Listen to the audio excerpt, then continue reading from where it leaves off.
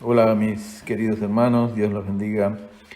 Nuevamente me dirijo a ustedes en, en presencia de nuestro Padre Celestial, quien nos ha enviado a predicar su palabra con la confianza de que Él estará con nosotros siempre, todos los días, hasta el fin del mundo, Señor. Y oremos juntos para que sea esto una realidad hoy, cada una de nuestras vidas, para que podamos glorificar a un Dios de todo poder. Oremos juntos pues. Gracias, Señor, te doy por otro día más que podemos vivir sobre esta tierra, siendo tus embajadores, tus heraldos, tus siervos, Señor, tus hijos también, preciosos, injertados en una familia eterna, donde tú eres nuestro Padre amado y nuestro Señor Jesucristo, nuestro modelo y nuestro hermano mayor, aquel a quien tú nos mandas seguir e imitar. Gracias, Señor, por habernos dado tu ejemplo de una vida perfecta. Nosotros somos imperfectos, Señor, necesitamos tu gracia constante sobre nosotros, no solamente tu palabra como letra, sino ese espíritu trayendo y produciendo vida en nuestros corazones por medio de revelación espiritual. Gracias, Señor, por el privilegio de conocerte, poder amarte y servirte. Bendice a cada uno de mis hermanos. Te ruego por cada uno de ellos, sus hogares, sus casas, sus familias, sus descendencias. Tu mano sea sobre cada uno de ellos, guardándolo de todo mal y proveyendo para cada una de sus necesidades. Quedamos en tus manos, Señor, guíame a mí, te ruego que me des claridad, me llenes de tu espíritu, me des tu gracia para compartir esto que has puesto en mi corazón con mis hermanos amados. En el nombre de Jesús, amén. Sí, estaba pensando recientemente, no sé si alguna vez ustedes se han preguntado esto, ¿no es cierto? Yo muchas veces, creo que todos en alguna forma nos hacemos, aún tal vez inconscientemente, esta pregunta, si Dios estará contento con nosotros. ¿Estará Dios, mi Señor, contento de la forma que yo vivo, de la forma que yo actúo? A veces tenemos el falso concepto de que Dios, si bien nos ha salvado, nos ha perdonado, pero es un Dios que nos está mirando constantemente con el ceño fruncido, esperando que cometamos algún error y para reprendernos y castigarnos. Y no es así. Dios es un Padre amoroso que nos llama a la vida, a una relación verdadera y directa con Él. Y es bueno preguntarnos y preguntarle al Señor directamente, como lo hice yo, como digo, hace muy poquito mientras caminaba y buscando el rostro del Señor, y hacerle esa pregunta: Señor, ¿tú estás contento conmigo como tu hijo? ¿Qué padre no se gozaría que un hijo tuviese genuino interés por saber lo que su papá, que lo ama genuinamente, piensa y opina de él? Podemos tener esa confianza con nuestro Dios. A tal punto es Dios, ese Padre amoroso, que necesitamos muchos de nosotros conocer como Padre genuino, no como un Dios lejano, sino como un Padre que nos quiere de cerca, nos quiere acercar a Él, nos quiere atraer, quiere comunión directa con nosotros. Para eso nos llamó el Señor, no para que estudiáramos una letra y nos aprendiéramos unos versículos de memoria, sino para que tuviéramos comunión directa con Él. Por eso el Señor busca que oremos, para que busquemos su rostro, para que busquemos de su presencia, su compañía, cuando estamos a solas, cuando estamos quietos, aun cuando estamos en situaciones difíciles también. Si lo invocaren, ahí va a estar el Señor, dispuesto siempre a tendernos una mano. Pero sobre todo cuando estamos aquietados, tranquilos o sin hacer nada, buscar que nuestra mente, nuestro corazón se enfoque en Él y le hagamos este tipo de preguntas, porque es un Padre que se interesa por nosotros.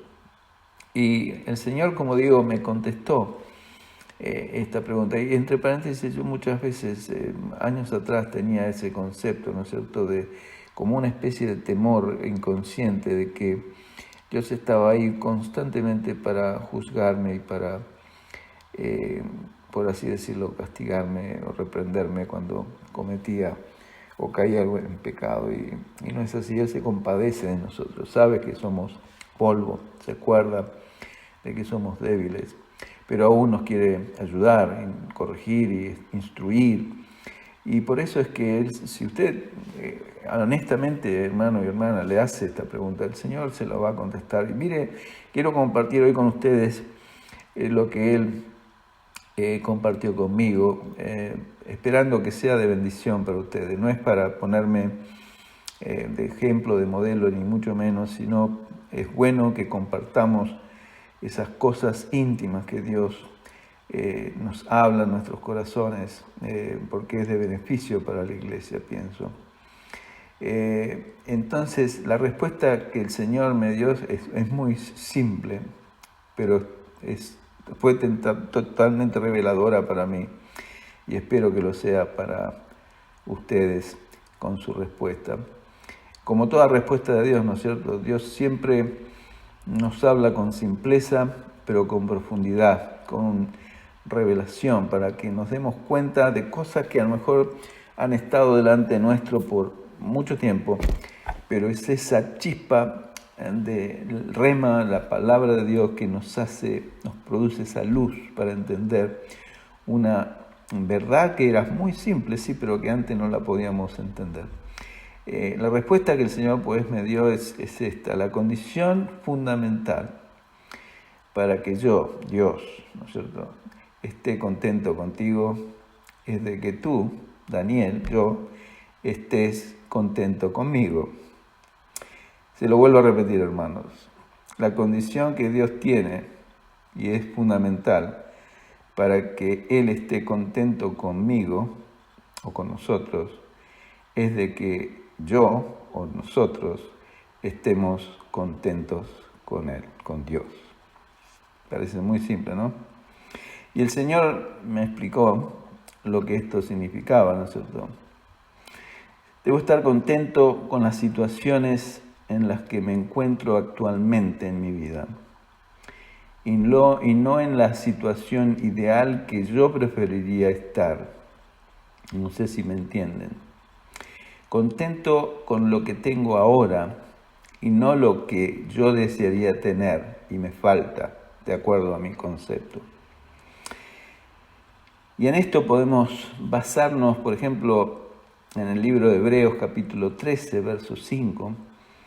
Si buscan en sus Biblias este hermoso pasaje de exhortación de la Escritura, en el libro de Hebreos capítulo 13, verso 5, donde dice la exhortación hermosa, dicen: sean vuestras costumbres, o en otras palabras, su forma de vivir, sin avaricia, ¿no es cierto?, contentos con lo que tenéis ahora, porque Él dijo. ¿Y quién es Él? Dios. Mire lo que dijo Dios: no te desampararé ni te dejaré. Qué maravillosa promesa de nuestro amado Dios. Espero que la disfruten tanto como yo la he disfrutado y la disfruto cada día de mi vida, pensando y meditando en esta maravilla. O sea que mi forma de vivir, mi costumbre debe ser sin avaricia. ¿Qué es avaricia? Afanoso por algo que me falta, preocupado, afanado, ¿no es cierto?, desvelado por algo que quiero y no tengo y me produce. Puede ser cualquier cosa, puede ser sanidad, puede ser dinero, puede ser algo material en mi vida, o puede ser hasta paz o salud y tantas cosas. Pero Dios me dice: debes estar contento así como estás, sin desear o codiciar o ambicionar nada más. Contento, dice este texto, con lo que tenéis ahora, no con lo que podrías llegar a tener.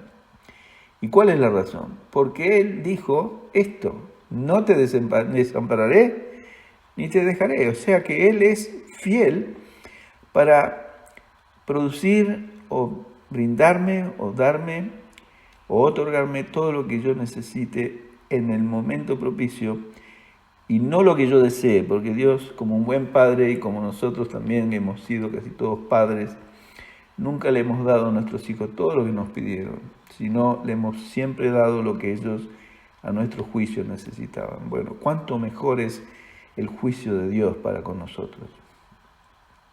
En otras palabras, Dios desea que yo, Daniel, esté plenamente contento con la situación en la que estoy, aceptando la realidad de que fue Dios que me puso en esa situación. O sea, incluyendo esta situación de la pandemia, ¿no es cierto?, o del aislamiento y tantas cosas que hemos sufrido por meses, aunque gracias a Dios, comparado con otros países como en mi país propio, donde ahora la cuarentena se ha hecho absoluta y por 17 días más, sobre los 100 días que llevan en cuarentena, es realmente muy, muy difícil. Pero, o sea, nosotros no hemos llegado, gracias a Dios, a esa situación. Pero en la situación que Dios me ha puesto, la debo aceptar como parte de mi vida y con eso debo, aún así, aunque no me guste, no sea lo mejor para mí, como se dice en inglés, no es, it's not my cup of tea, o sea, no es mi taza de té, no es lo que más me gusta, pero igual lo acepto. Ya sea una prueba dura y difícil, a la que a veces nos puede parecer que no podemos seguir sobrellevando, ¿no es cierto? A veces nos enfrentamos con pruebas que nos parece a nosotros, pero si realmente creemos eso, no creemos en la promesa de Dios, que Dios nos va a dar una prueba, como dice Corintios, más grande o más intensa de la que nosotros podamos soportar. Y no solamente eso, sino que nos va a dar, junto con la prueba, siempre una salida de escape para que podamos salir victoriosos. Dios tiene un propósito en esa situación y quiere que yo lo acepte gozosamente. Así que mi gozo, por así decirlo, no debe depender de las circunstancias que me rodean, sino en que Dios esté contento conmigo, así como lo estuvo con mi Señor. ¿Se acuerdan de esas oportunidades que vemos en las Escrituras, en los Evangelios? Por ejemplo, tomemos el Evangelio de Mateo. Hay dos oportunidades en el Evangelio de Mateo donde Dios expresa claramente su alegría completa, su beneplácito con su Hijo Jesús. Uno está en Mateo capítulo 3, verso 17, que dice así, la Escritura es un muy conocido verso, dice, y hubo una voz, después que esto fue cuando el Señor fue bautizado por Juan el Bautista. En el capítulo 3, verso 17 dice, y una voz de los cielos que decía, este es mi Hijo amado, en quien tengo complacencia. Quiere decir que me gozo plenamente, estoy absolutamente contento.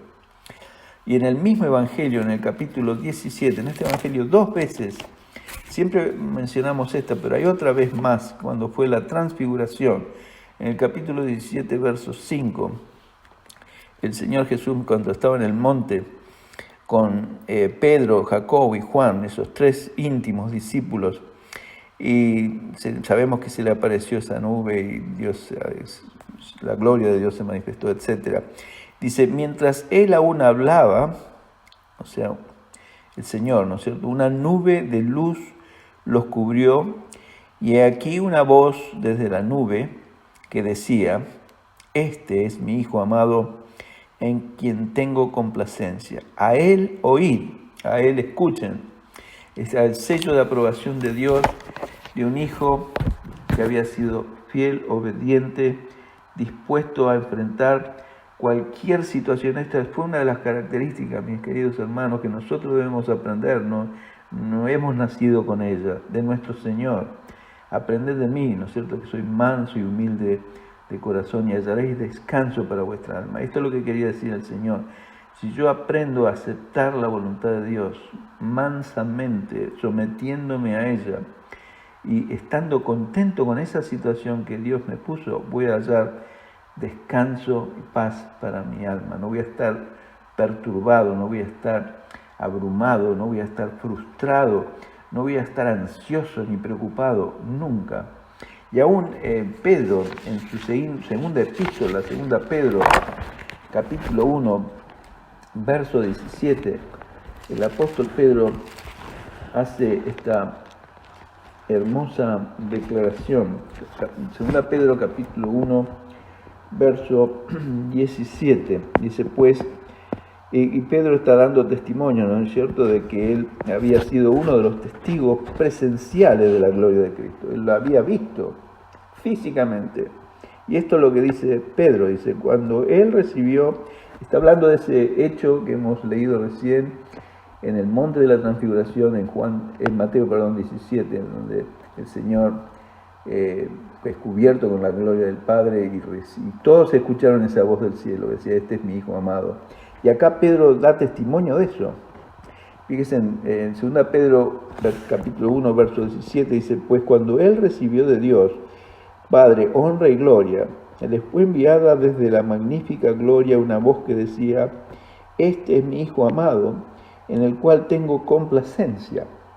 O sea, vemos que repetidamente en las Escrituras nos remarcan esta verdad de que todos sabemos y nos podemos imaginarnos de que sin duda Dios estaba contento con el Señor Jesús porque había sido siempre obediente, siempre haciendo la voluntad del Padre. Yo no he sido así, sin duda tú tampoco, mi hermano, mi hermana, pero debemos aprender a estar contentos, debemos aprender a ser instruidos, no intelectualmente, sino ejercitados, podemos decir, a contentarnos con estas cosas. Cuando Dios que ve que yo estoy contento con Él, que estar contento es estar agradecido, ¿no es cierto? Es cultivar un corazón grato o dispuestos a dar gratitud al Señor en cualquier situación en la que esté. Entonces, cuando yo hago esto, Él estará contento conmigo. Qué revelación simple y maravillosa a la vez para mi vida. No sé si lo es para la tuya, espero que lo sea. Es así de simple como es nuestro Dios. Discúlpenme, hermanos, que prefiero ser simple antes que un teólogo que los llene de conocimiento intelectual que no les sirva mucho para la vida práctica. Pero esto nos puede servir para nuestro diario vivir con nuestro Dios y en todos los asuntos de nuestra vida.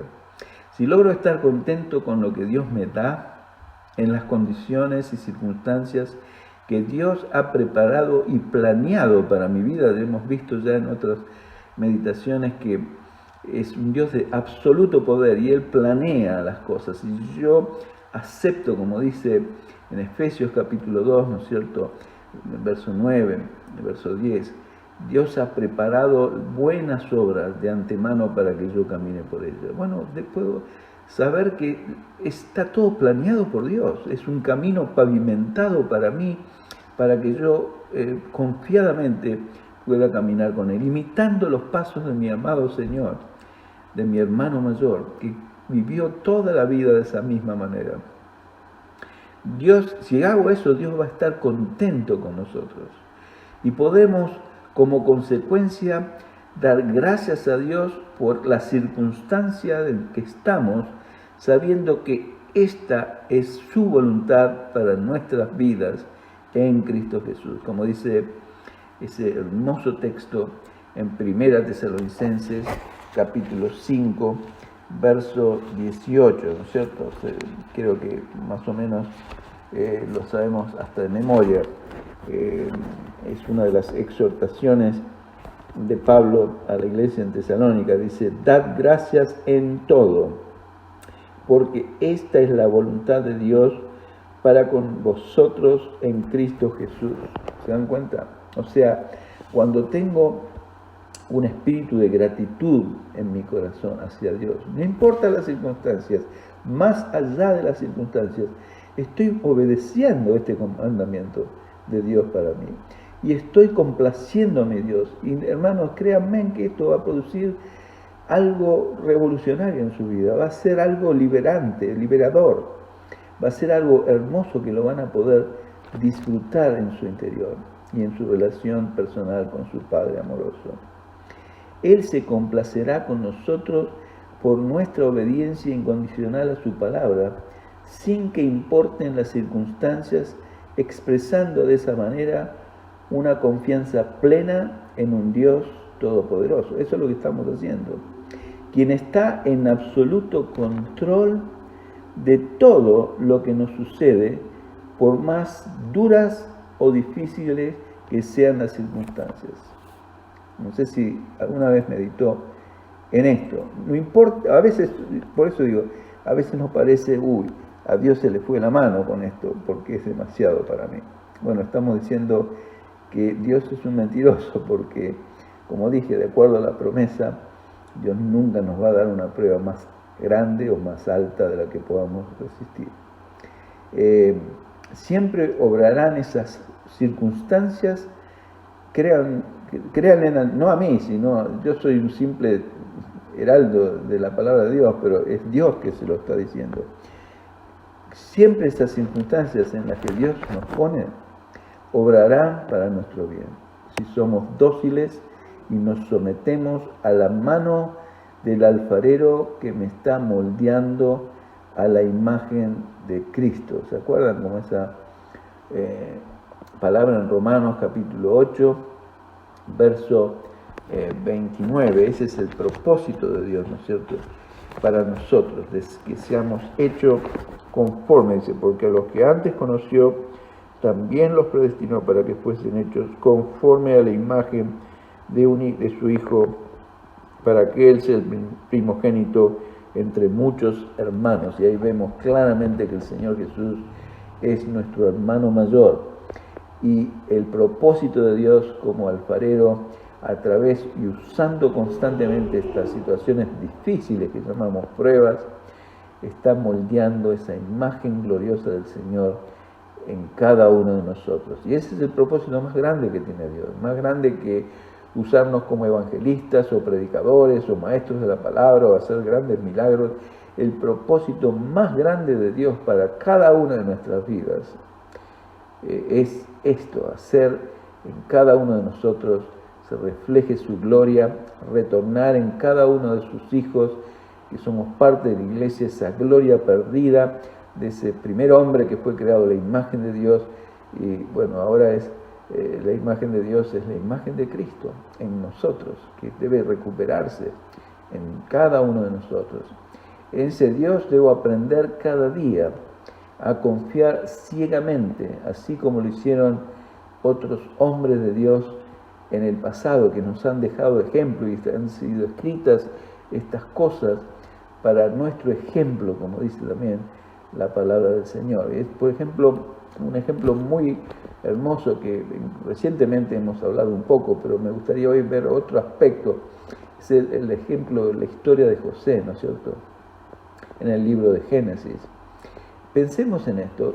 José estuvo como un hombre, y no fue un joven, ni siquiera un hombre, tal vez un jovencito de 18 años, preso injustamente por una falsa acusación de la hija de Potifar por haberse negado a pecar. Imagínense, cuando todo en Egipto era pecado, estaba de moda el pecado, así más o menos como está de moda hoy en día. Nadie se iba a horrorizar porque alguien adulterara con una mujer extraña, era cosa normal de todos los días.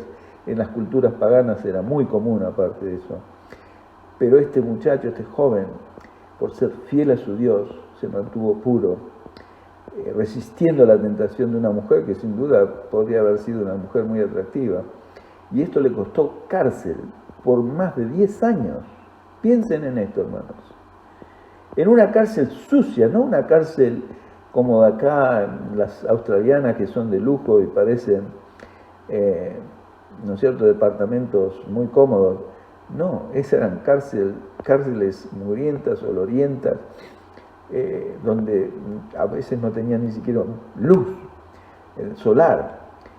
Y José esperó durante todos esos años pacientemente en su Dios, porque era un hombre temeroso de Dios desde temprana edad, ¿no es cierto? Lo sabemos, era el único de todos los hermanos que tenía esa conciencia de un Dios de todo poder, que tenía sueños y revelaciones dadas por Dios, obviamente porque el corazón de José era distinto al de todos sus hermanos.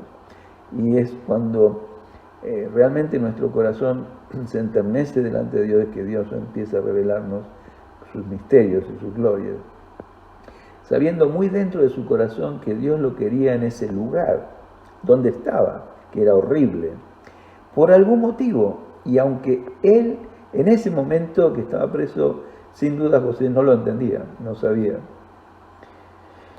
Pero él pudo tener paz interior. Y una vez en medio de esa situación, en medio de esa prueba, podía tener esa paz interior y un completo sometimiento a la voluntad de Dios. Una vez exaltado hasta lo sumo, cuando sabemos que a través de distintas circunstancias el faraón lo llama para que le interprete un sueño, a través de ese copero que le había revelado a él primero un sueño y que se había olvidado de él, como dijimos creo que la semana pasada. Pero esto es una imagen de la, como dice en el libro de Filipenses, ¿no es cierto?, de la humillación y la exaltación de Cristo, ¿no es cierto?, siendo el mismo José una imagen de esa humillación y exaltación de Cristo. José vivió una cosa parecida y así nos va a pasar a nosotros, ¿no es cierto?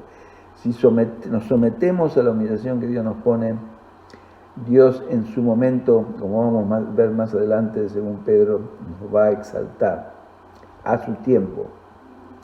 Entonces, Dios lo exaltó. ¿Y cuál fue la exaltación? Bueno, no fue comparada con la exaltación de Cristo, por supuesto, que descendió hasta el cielo, y Dios lo puso por nombre sobre todo nombre, como dice Filipenses 2. Pero José llegó a ser el primer ministro de Egipto, a cargo de toda la economía de una potencia, ¿no es cierto?, de esa tremenda potencia que era Egipto en ese entonces, y pudo decirle a sus hermanos, ¿recuerdan esa instancia en Génesis 45, cuando José se dio a conocer a sus hermanos? Le dijo: yo soy José, soy vuestro hermano, a quien vosotros vendisteis. Y los hermanos, imagínense, se llenaron de terror, de miedo, porque pensaban que José, en esa investidura que él tenía a otros, iba a vengar de ellos, y tenía autoridad hasta para matarlos si quería. Pero la respuesta de José en Génesis 45, verso 5, hermanos, es maravillosa. Búsquela en su Biblia, si tiene a mano. Génesis 45, verso 5. Mire la respuesta de ese hombre que tenía la vida de sus 11 hermanos, o 12, porque ya Benjamín estaba ahí, en sus manos. Pero mire lo que dice este hombre. Un hombre que no tenía el espíritu como lo tengo yo, lo tenía sobre él nada más, no dentro de él. Pero tenía una comprensión de Dios y de la gloria y la majestad de Dios y la soberanía absoluta de Dios. Que mire lo que dice: ahora pues, no os entristezcáis, ni os pese de haberme vendido acá, porque para preservación de vidas me envió Dios delante de ustedes, delante de vosotros. Este verso es llamado el Romanos 8:28 del Antiguo Pacto, no sé si sabían, porque básicamente describe y transcribe Romanos 8:28. ¿Qué dice Romanos 8:28? Y sabemos que a los que aman a Dios, José amaba a Dios, sí, todas las cosas les ayudan a bien, esto es, a los que conforme a su propósito son llamados. Y después en el verso 29, como ya lo vimos, Dios describe el propósito. El propósito es habernos predestinado para ser hechos conforme a la imagen de Cristo, ¿no es cierto? Entonces, en este hombre, en este joven, también Dios tenía un propósito. Como dice él mismo acá, de preservación de vidas, de preservación de un pueblo, que era el pueblo de Israel, el pueblo de Dios. Porque todo el mal que sus hermanos intentaron hacerle a José, Dios lo utilizó para glorificarse a sí mismo y para exaltar a posterior la humillación que humildemente había aceptado José sobre sí mismo, ¿no es cierto?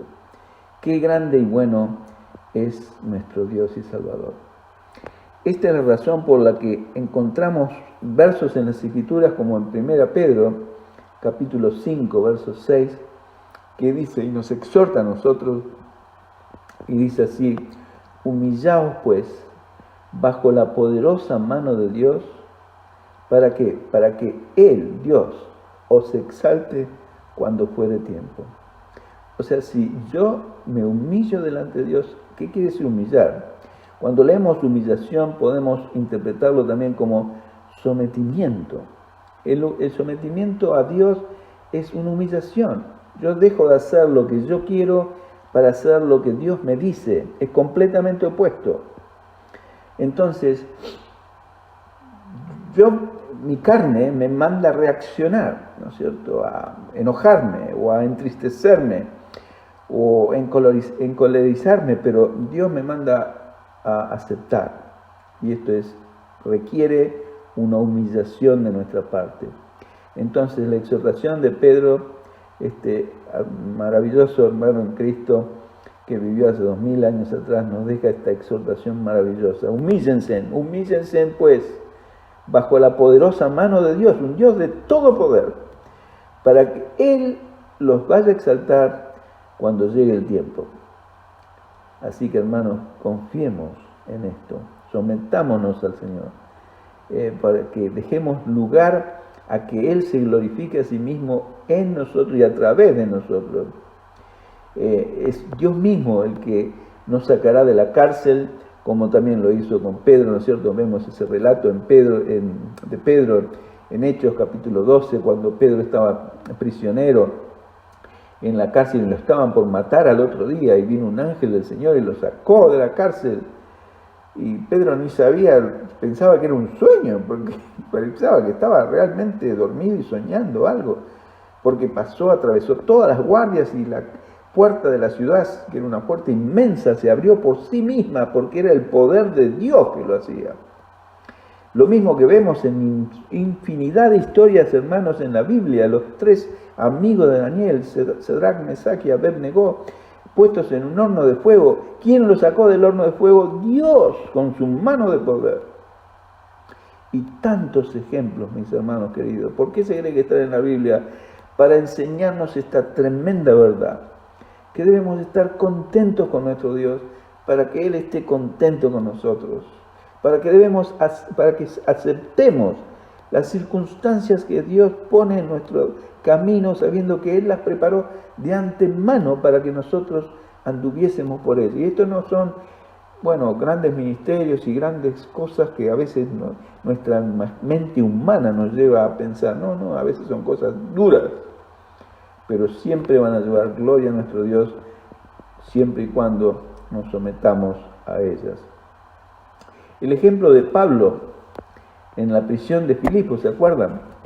Donde junto a su hermano Silas, Pablo y Silas, yo me acuerdo de niño, mi tía tenía un disco de 78, esos discos viejos de pasta dura, y tenía la historia de esto, de Pablo y Silas en la cárcel, y se escuchaba en ese disco cantar toda la historia de Pablo y Silas hablando. Era como una novela, cuando se escuchaban las novelas por la radio, y estos 2 hombres habían sido puestos en el cepo, en la cárcel más profunda, quiere decir, a donde no llegaban los rayos del sol.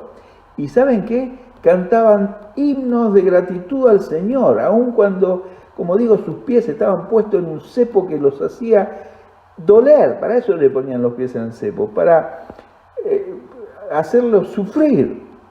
Pero ellos, llenos del Espíritu Santo, podían cantar al Señor. ¿Y saben qué pasó? Vino un terremoto y las cadenas se soltaron y los cimientos de la cárcel se dieron y todos los presos fueron sueltos, no solamente Pablo y Silas, todos. Y ese carcelero, puesto a los pies de Pablo, vio que eran hombres especiales, llenos del Espíritu Santo, y le hizo la pregunta: ¿qué debo hacer para ser salvo? ¿Cuál fue la respuesta de Dios? Cree en el Señor Jesucristo y serás salvo tú y toda tu casa. Y el otro día fue Pablo, Silas, junto al carcelero, y toda su familia fue salva, porque Dios hizo la obra.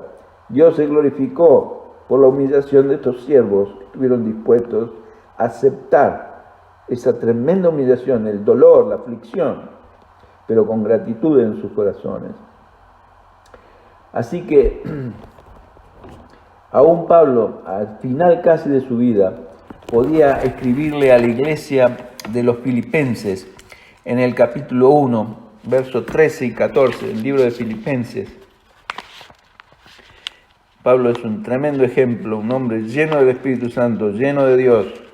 Hermanos, nosotros podemos seguirle sus pisadas. No ministerialmente, porque ninguno de nosotros va a poder hacer. Pablo tenía una mente brillante, pero sí imitando su conducta respecto a Dios, porque es el mismo Dios que tenemos nosotros, el mismo Dios que tenía Pablo. Filipenses capítulo 1, versos 13 y 14. Mire lo que dice Pablo estando preso, y le escribe esto a la iglesia en Filipo, esa misma iglesia que tal vez él había fundado esa vez que había estado preso. Y ahí se levantó una iglesia, y tal vez ese carcelero, que un día era un carcelero que maltrataba a los cristianos, ahora era un anciano de la iglesia. Y Pablo escribe esta carta y le dice esto. Dice, verso 12, quiero que sepáis, hermanos, que las cosas que me han sucedido han redundado más bien para el progreso del Evangelio, de tal manera que mis prisiones se han hecho patentes en Cristo en todo el pretorio era la guardia personal del César, y a todos los demás. Y la mayoría de los hermanos, cobrando ánimo en el Señor, con mis prisiones se atreven mucho más a hablar la palabra sin temor. Eso era lo único que le importaba a Pablo. El hecho de que Dios estuviera contento porque él estaba preso. ¿Y sabe por qué Dios lo puso preso a Pablo? No porque lo odiaba, sino porque tenía dispuesto Dios que Pablo escribiera estas hermosas epístolas y cartas que son de bendición para mí y para ti. Si Pablo no hubiese estado preso, nunca las hubiese escrito, porque era un hombre que estaba siempre andando al servicio de su Dios. Y andaba hasta que Dios le dijo, bueno, basta Pablo, vas a tener que escribir cartas para que queden para esos cristianos del siglo XXI, para todos aquellos que van a oír este simple mensaje, pero que la gracia de Dios les alcance de la misma manera y les hable a sus corazones, que sus prisiones habían servido para animar a los hermanos y podían aún exhortar a sus hermanos a que se regocijaran en el Señor, no cuando las cosas le iban bien, sino siempre. Filipenses capítulo 4, en la misma epístola, miren lo que dice Pablo en Filipenses 4, verso 4, dice esto, dice, regocijaos en el Señor siempre. Otra vez digo, regocijaos. Y todavía lo enfatiza, repitiéndolo 2 veces. Regocíjense. Y le digo otra vez, regocíjense. ¿Cuándo? No una vez por semana, siempre, todos los días. Sean llenos del Espíritu Santo. Confíen en un Dios de todo poder. Ese es su Dios. No un Diosito que los puede sacar de un apuro económico nada más. Hermanos, tomemos a estos hombres como ejemplos a imitar en nuestras propias vidas, donde todavía han sufrido injustamente, pero por lo grande de todo esto es que Dios estaba contento con ellos y estaba con ellos. Oh Señor, ayúdame a mí, oh Señor, a aprender de ellos. Y quiera Dios que sea tu misma oración. El ejemplo de Job, nuevamente, fíjense en otro hombre del antiguo pacto, Antiguo Testamento, tal vez fue el primer libro de la Biblia escrito. Se piensa que el libro de Job fue escrito antes del libro de Génesis, y fue inducido Job, no sé si se acuerdan y conocen la historia, aún por su propia esposa, cuando le sobrevinieron todos esos males, esas desgracias que Dios había permitido y que el Dios lo estaba causando, sabemos, y su esposa lo incitó a Job a blasfemar a Dios para luego suicidarse, porque le dijo, blasfema el nombre de Dios y muérete, ¿no es cierto? O sea, ¿cómo se iba a morir? La única forma es cometer suicidio. Fíjese la esposa, por eso el diablo se la dejó viva, para aguijonearlo a este hombre. El diablo sabe muy bien lo que hace, ¿no es cierto? Entonces, la reacción de la esposa de Job era completamente, quiero que vean esto, ¿no es cierto?, opuesta a la de Job. Ella no podía aceptar la dura prueba, indudablemente era una dura prueba, ¿no es cierto? A veces pensamos que las circunstancias nos dan el derecho a enojarnos o a perder la paciencia. Yo era una persona así, bueno, esto justifica que yo me enoje. Y tengo todo el derecho del mundo a enojarme. O a rechazar esto, porque no lo acepto.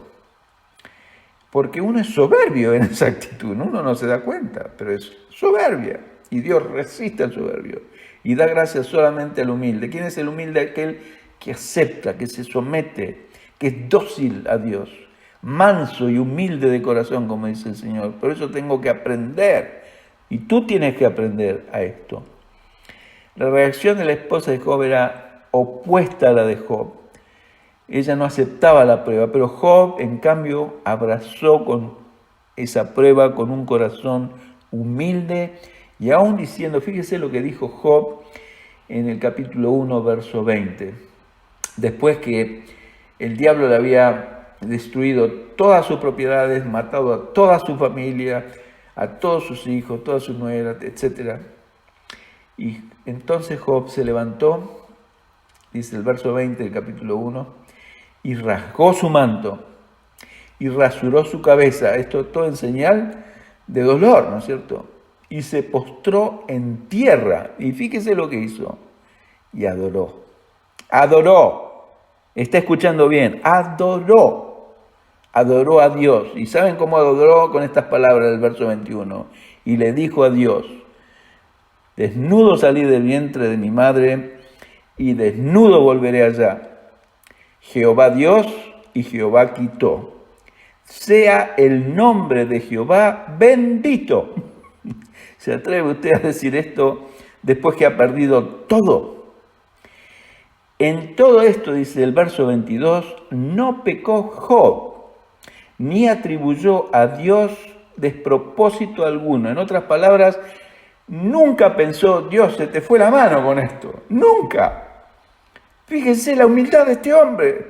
Y era el hombre, dice, más rico que había en la tierra en ese momento. Era muy rico, muy poderoso.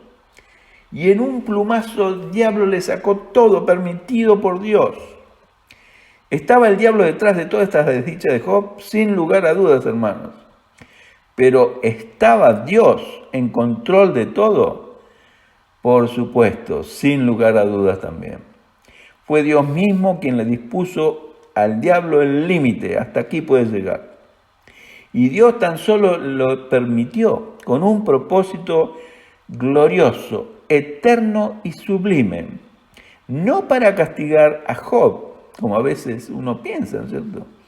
Sino para que él, o sea Job, lo pudiera conocer más a su Señor. Por eso leemos al final de este hermoso libro, en el capítulo 42, verso 5 del libro de Job, donde Job hace esta declaración maravillosa y dice, Señor, de oídas te había oído, mas ahora mis ojos te ven. Después de haber pasado por esa inmensa prueba devastadora, es más, dice que Dios duplicó todos los bienes que tenía Job, le duplicó los hijos, le duplicó los nietos, le duplicó las finanzas, le duplicó el ganado, todo, por la fidelidad. Esa es la exaltación, ¿no? Por eso es lo que dice Pedro, ¿no? Humillaos bajo la poderosa mano de Dios, para que Él, Dios mismo, os exalte cuando sea su tiempo. Antes te conocía de lejos, esto es lo que le estaba diciendo Job a Dios, pero ahora, gracias a esto, te conozco de más cerca, más íntimamente. Y lo mismo me puede pasar a mí y te puede pasar a ti. Recién allí Job pudo apreciar y conocer la inmensa sabiduría, poder y amor eterno del Dios a quien adoraba hace tiempo, pero que ahora podía conocer más de cerca. También leemos en el libro de los Salmos, ¿no es cierto?, exhortaciones parecidas para nuestras vidas. Por ejemplo, en el Salmo 42, verso 5, varias veces en el Salmo 42, si lo tienen a mano, van a ver que hay varias exhortaciones similares, pero voy a leer solamente una para no tomar más tiempo. Dice así el salmista, y pregunta: ¿por qué te abates, oh alma mía, y te turbas dentro de mí? Espera en Dios, porque aún he de alabarle, salvación mía y Dios mío. En otras palabras, se pregunta el salmista a sí mismo: ¿por qué se está abatiendo? ¿Por qué se está decayendo? ¿Por qué se está entristeciendo? ¿Por qué se está el alma doliendo, ¿no es cierto?, dentro de él? ¿Por qué? Bueno, porque se nos perdió la fe, tal vez, ¿no es cierto? Varias veces en este salmo dice lo mismo, en el verso 5, y después dice...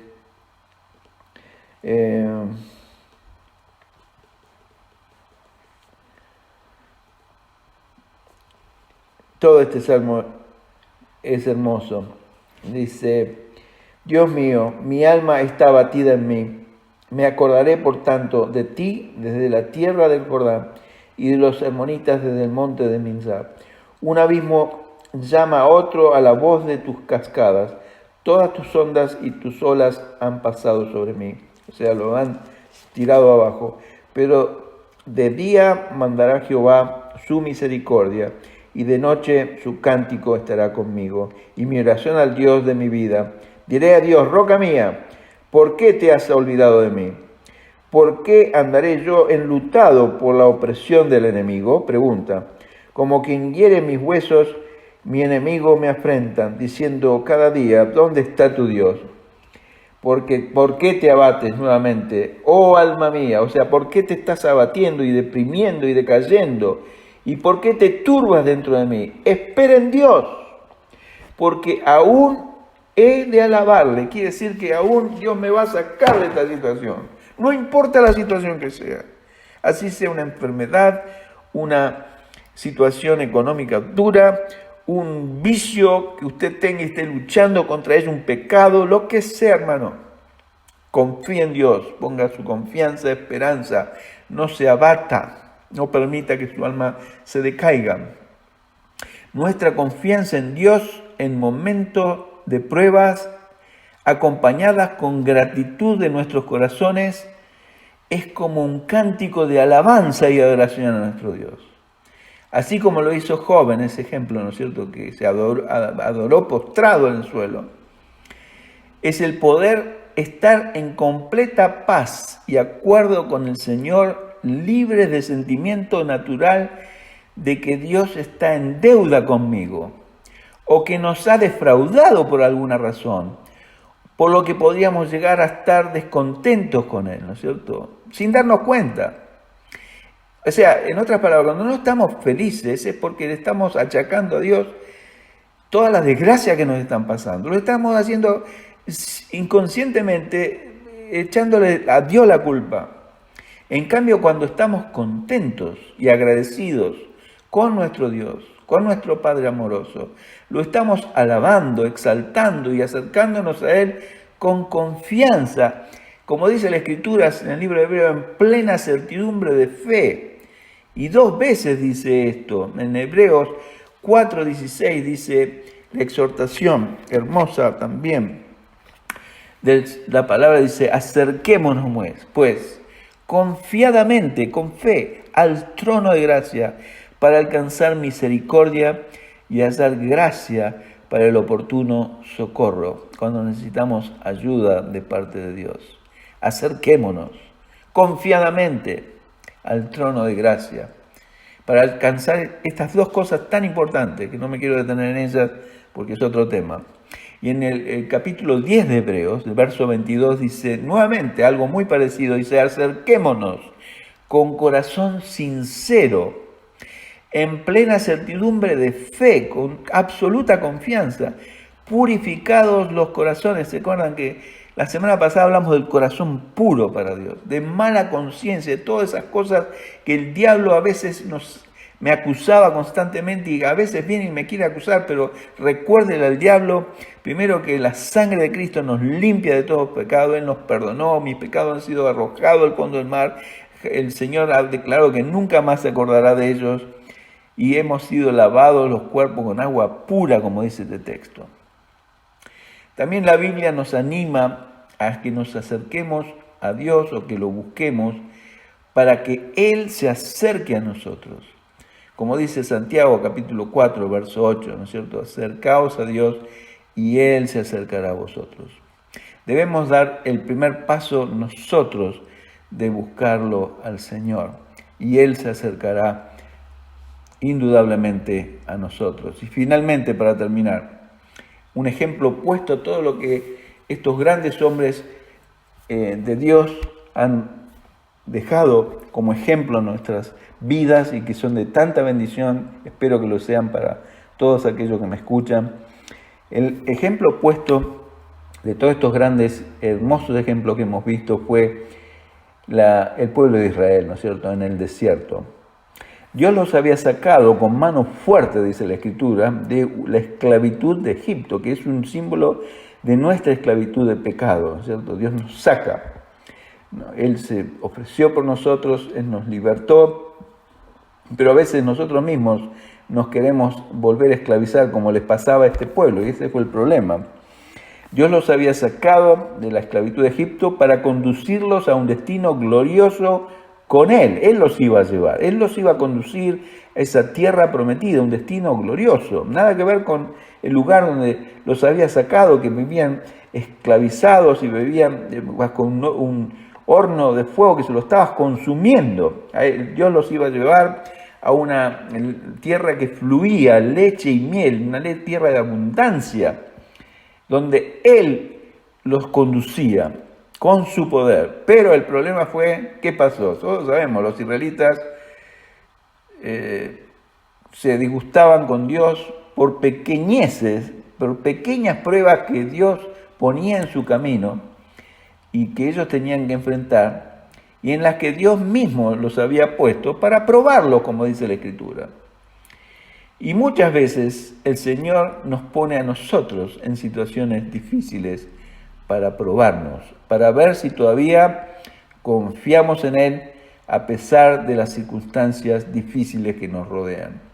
Así pasó con estos israelitas, ¿no es cierto? Sabemos que les faltaba agua y empezaban a murmurar. Querían comida, estaban cansados del maná y se quejaban que no tenían carne y empezaban a murmurar contra Dios.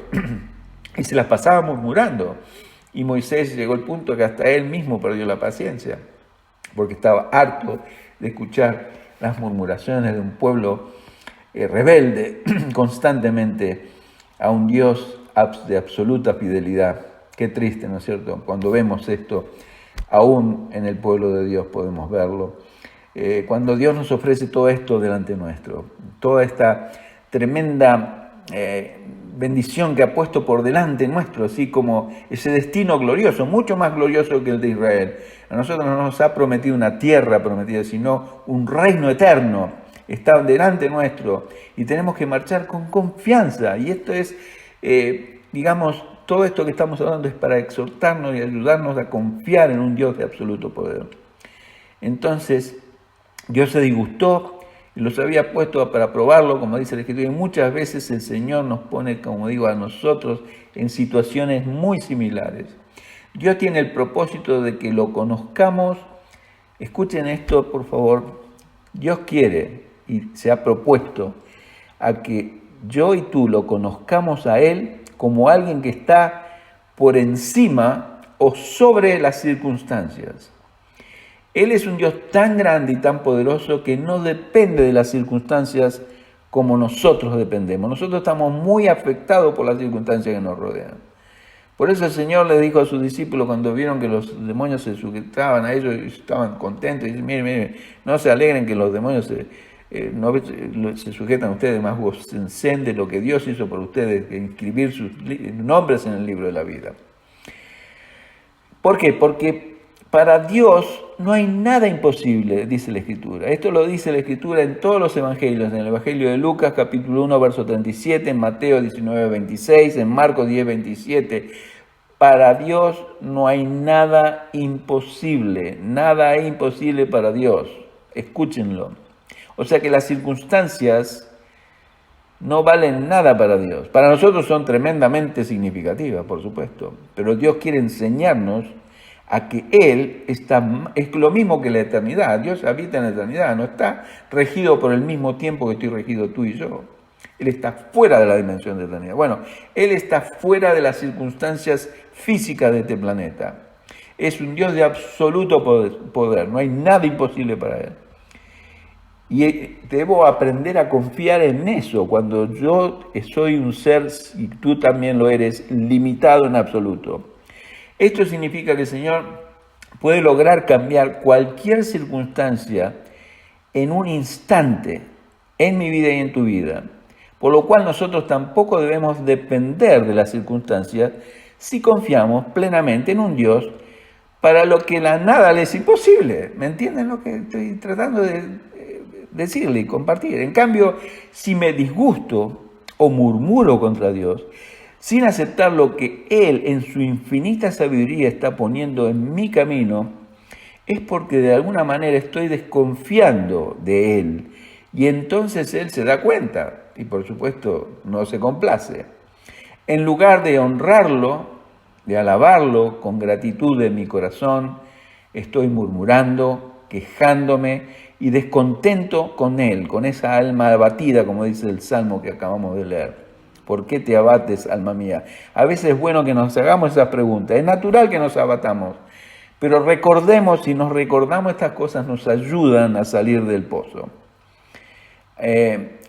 Así que esto es una clara señal, si hacemos esto, es una clara señal para Dios de que hemos fallado la prueba en la cual nos ha puesto, y por lo cual Él nos deberá dejar, así como lo dejó a los israelitas en el desierto, no para consumirnos y matarlos como le pasó a los egipcios, a los israelitas, después que salieron de Egipto y no le creyeron a Dios. Dice que Dios los condenó a andar 40 años vagando por el desierto en círculos hasta que toda esa generación muriera.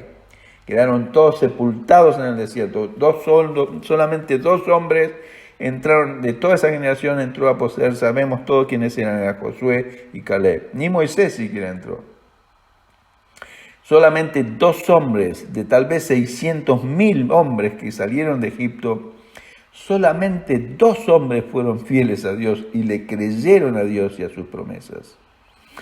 Debemos aprender, hermanos queridos, a aceptar las circunstancias que Dios nos pone en nuestro camino, las que Él utilizará para enseñarnos a morir a nuestra carne. Y esta es una de las enseñanzas claves de Dios para con nosotros. Hay 2 cosas fundamentales, se me fue el tiempo. Una de ellas es que muramos a nuestra carne, quiere decir a nuestras pasiones, a nuestras preocupaciones, a nuestra forma de ver y de pensar y de maquinar las cosas. Es allí donde nuestra fe es probada, para ver si confiamos en Dios por sobre nuestros razonamientos, y debemos aprender a caminar por esta vida no confiando en nuestra carne, ni realizar las cosas de acuerdo a nuestra forma de razonar o lo que la Biblia llama prudencia personal. Y por eso que el Proverbio nos exhorta, ¿no es cierto? El Proverbio capítulo 3, verso 5 dice: fíate de Jehová de todo tu corazón y no te apoyes en tu propia prudencia.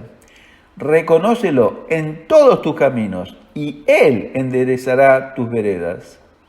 No seas sabio en tu propia opinión, teme a Jehová y apártate del mal, porque será medicina a tu cuerpo y refrigerio para tus huesos. Que Dios nos ayude a recordar estos consejos para no caer en descontento, frustración o desánimo, sino que para el contrario podamos llevar honra y gloria a nuestro Padre Celestial, confiando plenamente en Él.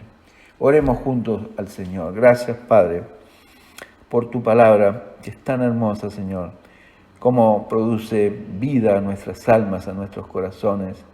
Perdónanos, Señor, cuando no aceptamos lo que tú pones delante nuestro. Nos quejamos, murmuramos, o renegamos, o nos abatimos, como dice el salmista. ¿Por qué te abates, alma mía? Espera en Jehová, espera en Dios, porque yo sé que mi Redentor vive, como decía Job. Yo sé que mi alma aún ha de alabarle, como decía el salmista. Y nosotros sabemos que veremos tu gloria, Señor, por encima de todas las situaciones en las que estamos, muchas de las cuales no nos agradan, no nos complacen, pero igual, Señor, las aceptamos, nos regocijamos en ti, damos gracias a Dios por todo, sabiendo que esta es tu voluntad en Cristo Jesús para nosotros. Gracias, Señor. Te ruego por cada uno de mis hermanos, ayúdalos en sus situaciones. Tú sabes cada situación, cada lucha, cada prueba, cada circunstancia. Oh, Señor, alguien que está luchando con pecados, fortalécelo en su ser interior, para que tú puedas habitar por la fe en su corazón y darle gracia en el momento oportuno, y que puedan acercarse confiadamente a tu trono de gracia para pedirte esa gracia, ese poder tuyo para soportar la prueba. Aquellos que desconfían, aquellos que a lo mejor están enfermos o están desempleados o están con situaciones económicas agraviantes o apremiantes, ayúdalos, Señor. Oh Padre, gracias porque podemos venir a un Dios que lo sabe todo y las circunstancias no te impiden nada, Señor. Tú eres poderoso, no hay nada imposible para ti. En ti confiamos y de ti dependemos. Gloria sea a ti. En el nombre de Jesús te pido esto y bendigo a cada uno de mis hermanos en tu santo nombre. Amén. Dios los bendiga, hermanos.